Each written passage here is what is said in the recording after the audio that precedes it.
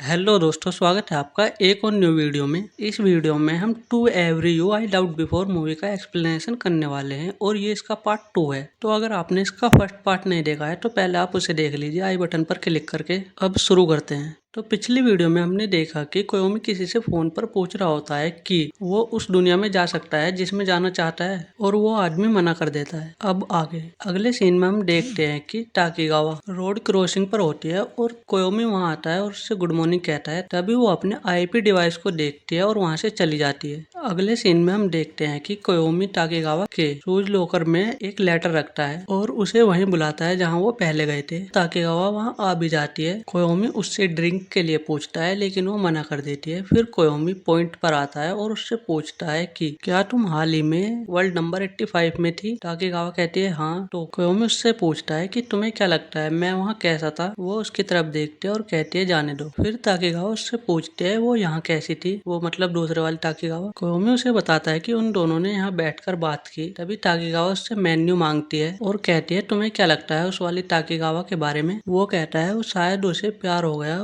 उस वर्ल्ड के कोयोमी से और डरते हुए उससे पूछता है कि क्या वो उससे दोस्ती करेगी। टाकीगावा कहती है दोस्ती और नीचे गिर जाती है। फिर हंसते हुए वो कोयोमी को अपना आईपी डिवाइस दिखाती है। यहाँ हमें पता चलता है कि ये वही वाली टाकीगावा है जिससे उसने पहले बात की थी। कोयोमी कहता है वो खुश था कि तुम अपनी दुनिया में चली गई हो। फिर टाकीगावा अपने डिवाइस पे से एक स्टिकर हटा के उसे दिखाती है। कोयोमी कहता है इसका मतलब। टाकीगावा बताती है कि वो कभी पैरेलल वर्ल्ड में गई नहीं, वो हमेशा से इसी वर्ल्ड में थी और वर्ल्ड नंबर 85 की कोई टाकीगावा है ही नहीं। कोयोमी उससे कहता है कि तुमने ऐसा क्यों किया। वो कहती है बदले के लिए, क्योंकि तुम मुझे भूल गए। तुम नंबर 1 स्टूडेंट थे लेकिन तुमने स्टेज पर स्पीच के लिए मना कर दिया और मुझे नई स्टूडेंट को स्टेज पर जाना पड़ा। फिर कुछ देर बाद वो उससे हाथ मिलाकर बात खत्म करने को कहती है और कोयोमी उससे डेट के लिए पूछता है। वो कहती है उसने पहले ही मना किया था और कहा था उसके वाला कोयोमी ज्यादा भरोसेमंद है और उससे कहती है वो उससे बात ना करे और वहाँ से चली जाती है। कोयोमी कहता है उसका पहला प्रपोजल बिजली की रफ्तार से रिजेक्ट कर दिया गया। अगले सीन में हम देखते हैं कि वो दोनों स्कूल में होते हैं और टाकीगावा उसके पास आती है और उसे अपना रिजल्ट दिखाती है जिसमें एक सवाल गलत होता है जिसे सिर्फ कोयोमी ही बता सकता है। कोयोमी उसे वो सवाल बताता है। उसके बाद टाकीगावा उसे थैंक्स कहती है और उससे हाथ मिलाती है। फिर हम देखते हैं कि वो दोनों साथ साथ ही रहते हैं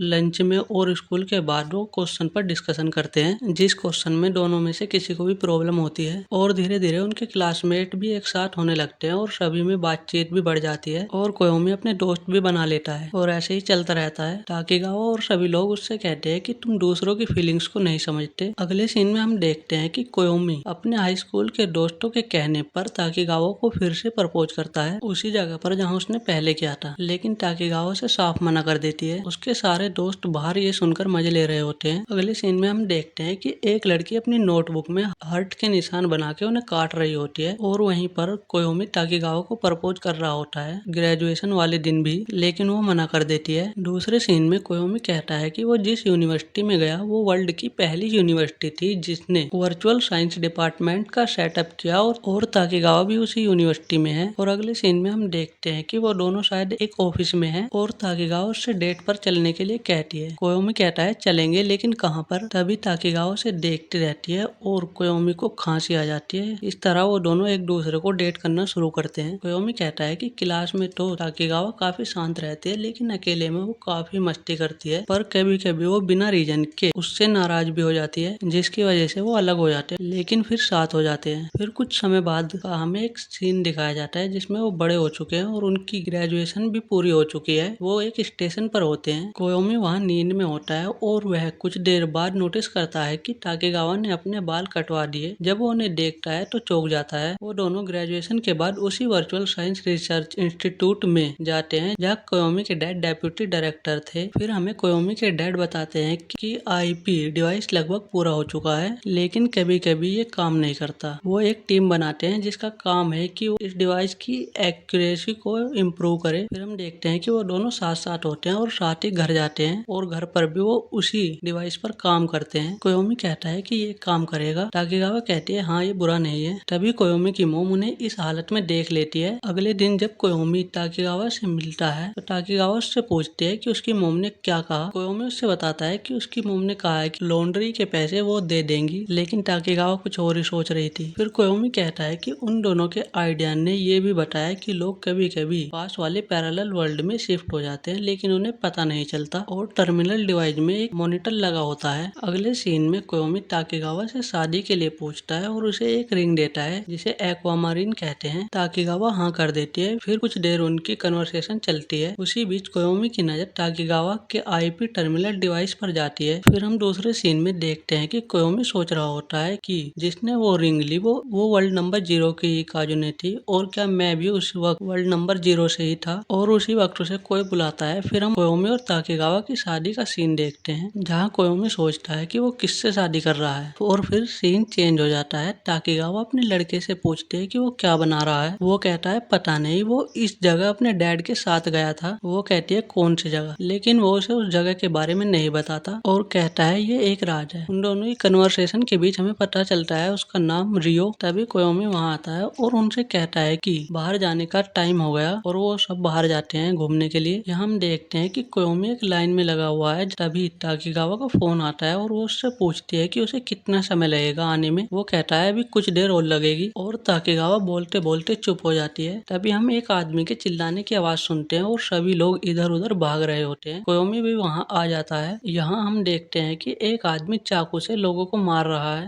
दूसरी तरफ ताकेगावा रियो को ढूंढ रही है और रियो ताकेगावा को आवाज मार रहा होता है। तभी चाकू वाले आदमी की नजर रियो पर जाती है और वो उसकी तरफ भागता है, पर कोयोमी उसे रोकने की कोशिश करता है और उसे गिरा देता है, लेकिन फिर भी वो भागते हुए उसके चाकू मार के चला जाता है। फिर अगले सीन में हम देखते हैं कि रियो अपने रूम में सो रहा है और वहाँ कोयोमी आता है और उसके पीछे ताकेगावा भी आ जाती है। उससे पूछते हैं कि क्या हुआ। कोयोमी कहता है कि उसने एक बुरा सपना देखा। यहाँ हमें पता चलता है कि रियो बच गया और वो क्रिमिनल भी पकड़ा गया। ताकेगावा कहती है तुमने सही समय पर उसे गिरा दिया। कोयोमी कहता है किसी भरोसेमंद की तरह शायद मैं उस कोयोमी के बहुत करीब आ गया हूँ जिसे तुम जानती हो। पर ताकेगावा की कुछ समझ में नहीं आता। कोयोमी उससे कहता है कि तुमने ही तो कहा था जिस कोयोमी को तुम जानती हो वो ज्यादा भरोसेमंद है। तभी ताकेगावा से गले लगा लेती है। फिर हम सुबह का सीन देखते हैं और वो ब्रेकफास्ट कर रहे होते हैं। कोयोमी कहता है कि हम एक एक्सीडेंट को कब तक याद रखेंगे, क्यों ना रियो को नेक्स्ट वीक किंडरगार्टन भेज दे, या जो भी इसका नाम है। रियो भी वहाँ जाने के लिए तैयार हो जाता है और हमें पता चलता है कि वो उसका स्कूल है, लेकिन ताकेगावा मना कर देती है कि अगर कोई एक्सीडेंट हो गया तो। दूसरे सीन में हम देखते हैं कि रियो इस चीज से खेल रहा होता है और कोयोमी बाहर जा रहा होता है। वो उनसे पूछता है कि उन दोनों में से किसी को कुछ चाहिए तो नहीं। वो दोनों मना कर देते हैं। रियो उससे पूछता है कि क्या वो इस चीज से बाहर खेल सकता है, लेकिन कोयोमी मना कर देता है। फिर हम देखते हैं कि कोयोमी अपने डैड के इंस्टीट्यूट में है और वो अपने डैड से बात कर रहा होता है। वो दोनों ताकेगावा और रियो के बारे में बातें कर रहे होते हैं। तभी वहाँ एक रिसर्चर आता है और उसके डैड को बुलाता है और बताता है कि उन्हें एक इमरजेंसी मैसेज रिसीव हुआ है वर्चुअल साइंस एजेंसी से नए बनाए गए शिफ्ट मॉनिटरिंग ऑफिस के मुताबिक, और वो दोनों वहाँ से चले जाते हैं। इधर कोयोमी अपने आईपी डिवाइस को देख रहा होता है। उसके डैड और रिसर्चर बाहर शिफ्टिंग के बारे में बात कर रहे होते हैं। तभी कोयोमी अपने डैड से कहता है कि वो आज जल्दी जा रहा है। उसके डैड उसे रोकते हुए कहते हैं कि ताकेगावा ने ऑप्शनल शिफ्ट किया है, वो भी बिना परमिशन के। इतना सुनते ही कोयोमी वहाँ से भागते हुए जा रहा होता है और सोचता है कि मैग्नेटिक फील्ड जनरेटिंग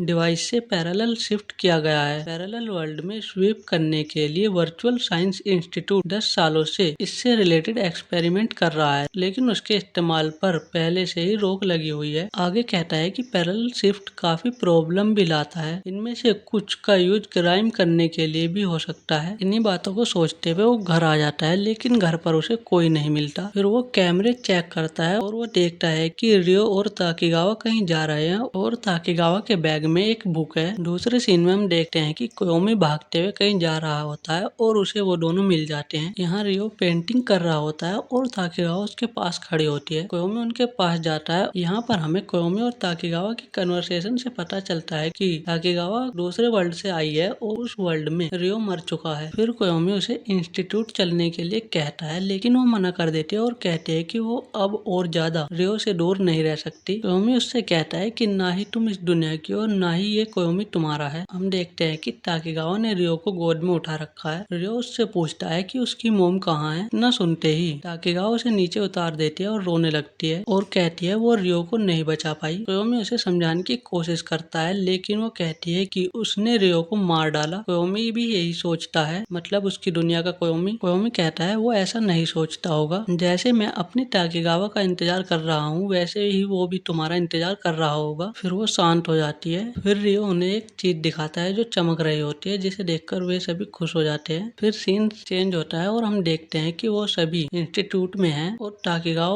उसी आईपी कैप्सूल में है और सभी लोग ताकीगावा को उसकी दुनिया में भेजने की तैयारी कर रहे हैं। तभी रियो की पेंटिंग पूरी हो जाती है और वो ताकीगावा को अपनी पेंटिंग दिखाता है और उसे ही दे देता है। फिर सभी रिसर्चर ताकीगावा को उसकी दुनिया में भेजने का प्रोसेस शुरू करते हैं और कुछ ही देर में वो प्रोसेस खत्म हो जाता है और वो अपनी दुनिया में चली जाती है। तो फ्रेंड्स, आज की वीडियो में बस इतना ही। मिलते हैं नेक्स्ट वीडियो में, जब तक के लिए अरिगातो।